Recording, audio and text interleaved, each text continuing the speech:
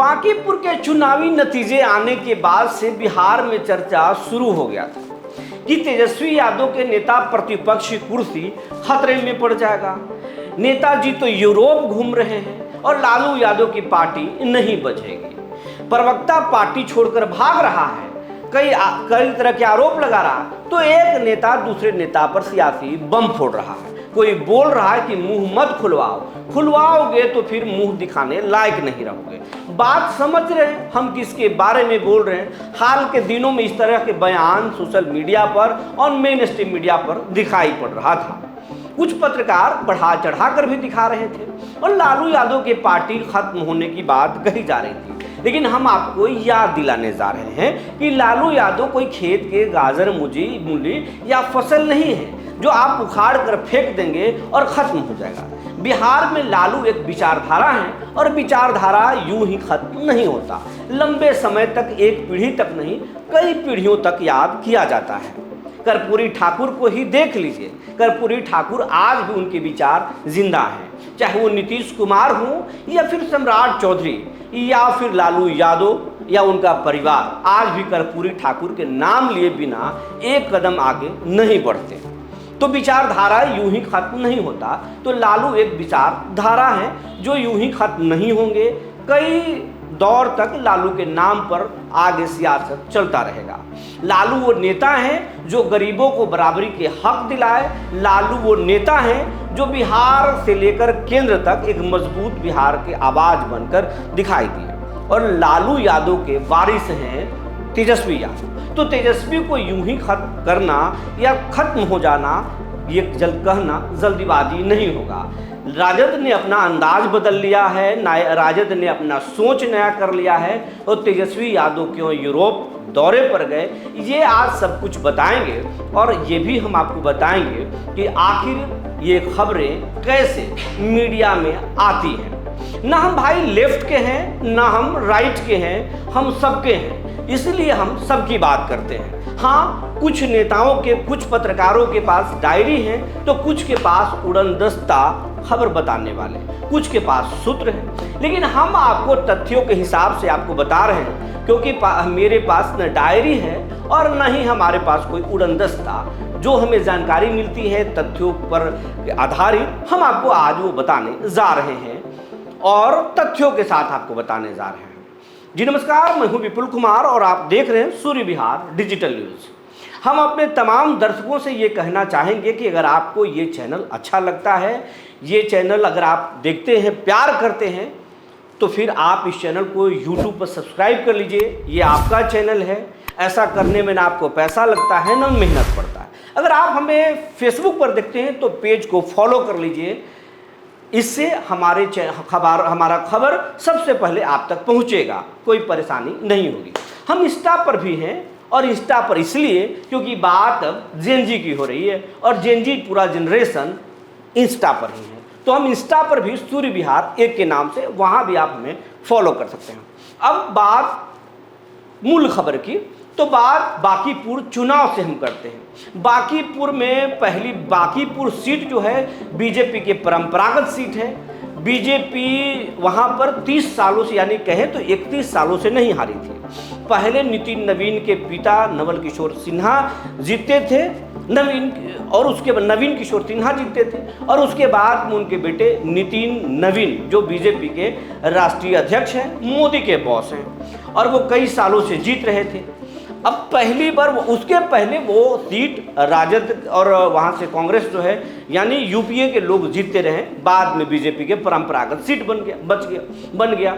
उसके बाद राजद वहाँ पर चुनाव लड़ी, पिछले बार भी लड़ी थी, इस बार भी लड़ी और पीके पहली बार चुनाव लड़े। वो पीके, वो जनसुराज जो बिहार के बच्चों को पढ़ाई, रोजगार की बात करते हैं, सबकी बात करते हैं। पीके में एक अच्छी बात है कि वो जाति पाति की बात नहीं करते, बिहार में तरक्की की बात करते हैं, रोजगार की बात करते हैं, पढ़ाई की बात करते हैं। इसी सोच के साथ पीके वहाँ पर गए और जो पीके पिछले विधानसभा चुनाव में 0 पर आउट हो गए थे वहां पर मजबूती से गए, उन्होंने अपना डेब्यू किया और पीके वहां पर चुनाव जीत गए। बीजेपी और जनसुराज के बीच में कड़ी टक्कर हुई, दोनों के बीच में चुनाव से पहले झड़प से लेकर के लड़ाई तक देखा गया। हालांकि उस दौरान तेजस्वी यादव यूरोप दौरे पर थे, लेकिन चुनाव से ठीक 2 दिन पहले पहुंचे और 2 दिनों तक दौरा बैक टू बैक किया, लेकिन उसका कुछ असर नहीं हुआ। तेजस्वी यादव की पार्टी तीसरे नंबर पर रही, बीजेपी दूसरे नंबर पर और ज़्यादा मार्जिन से पीके जीत गए। अब यहीं से बहस शुरू हुआ कि पीके अब विपक्षी नेता के रूप में नजर आएंगे और पीके नजर भी आने लगे। पीके हर सभाओं में हर लोगों के साथ, चाहे वो भरत तिवारी का मसला हो या फिर कोई इनकाउंटर का मसला हो, अस्पताल का मसला हो, पीके लगातार उस रोल में नजर आ रहे हैं जिस रोल में नेता प्रतिपक्ष को नजर आना चाहिए। इसी दौरान बातें सियासत में चर्चाएं तेज होने लगी कि तेजस्वी यादव की पार्टी अब खत्म हो जाएगी, क्योंकि वहां पर बांकीपुर में मुसलमान भी उस पार्टी के साथ जुड़ गए। मुसलमान जो राजद के कोर वोटर माने जाते हैं, यादव जो राजद के कोर वोटर माने जाते हैं, वो तमाम वोट जो है शिफ्ट हुआ बांकीपुर में जनसुराज के साथ। तो अब तेजस्वी यादव की पार्टी बचेगी नहीं। तेजस्वी प्रशांत किशोर मेन नेता है, लेकिन हम बात आपको बताना चाहते हैं भैया, एक चुनाव पूरे सियासत का नतीजा तय नहीं करता।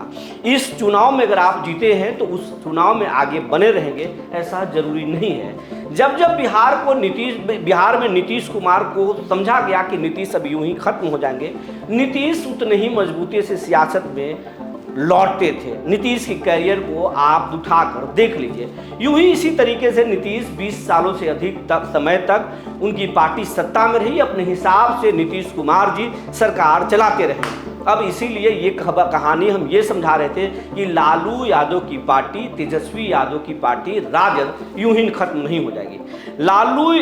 बांकीपुर के चुनाव ने तेजस्वी को एक सीख दिया, आईना दिखाया और तेजस्वी को भी सबक मिल गया कि अब घर में कंफर्ट जोन में बैठने से काम नहीं चलेगा, या फिर पार्टी में जिस तरीके से परंपरागत तरीके से पार्टी आगे चल रही है नहीं चलेगा। मीसा भारती को, लालू यादव के करीबियों को भी ये समझ में आया कि तेजस्वी और मीसा की गुटबाजी कराने से पार्टी का बंटाधार हो जाएगा, नहीं बचेगा। जनता में तेजस्वी ही स्वीकार्य नेता है, तेजस्वी के नेतृत्व में ही पार्टी को आगे रास्ता मिल सकता है, सियासत तक पहुंचा जा सकता है। माइनस तेजस्वी आरजेडी आगे नहीं बढ़ सकती है।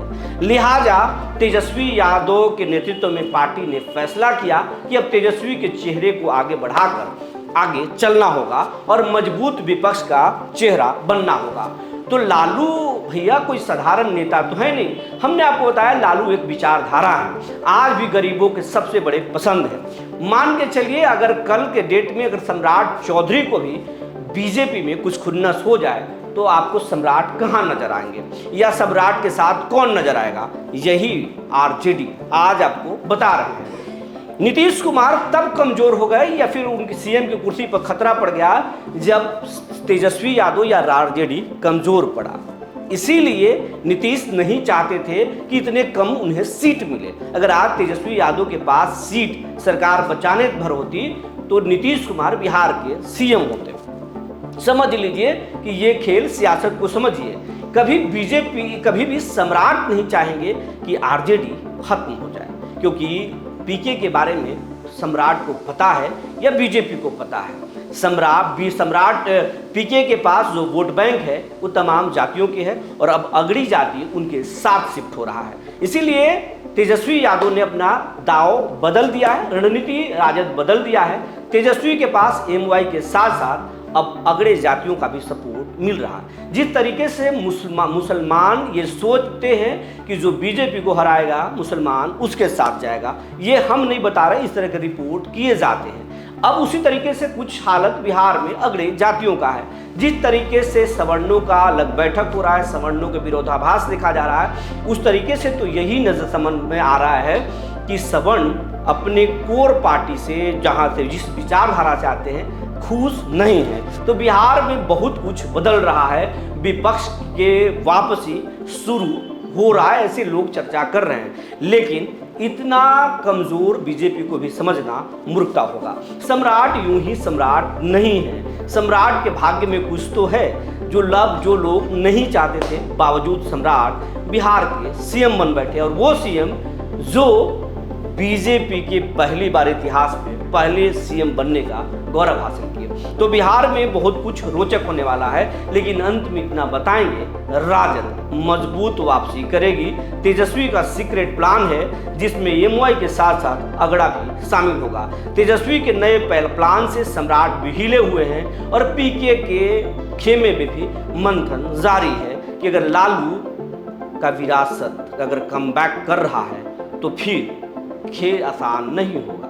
लालू कोई खेत के गाजर मूली नहीं है। ये वीडियो कैसा लगा हमें ज़रूर बताएंगे।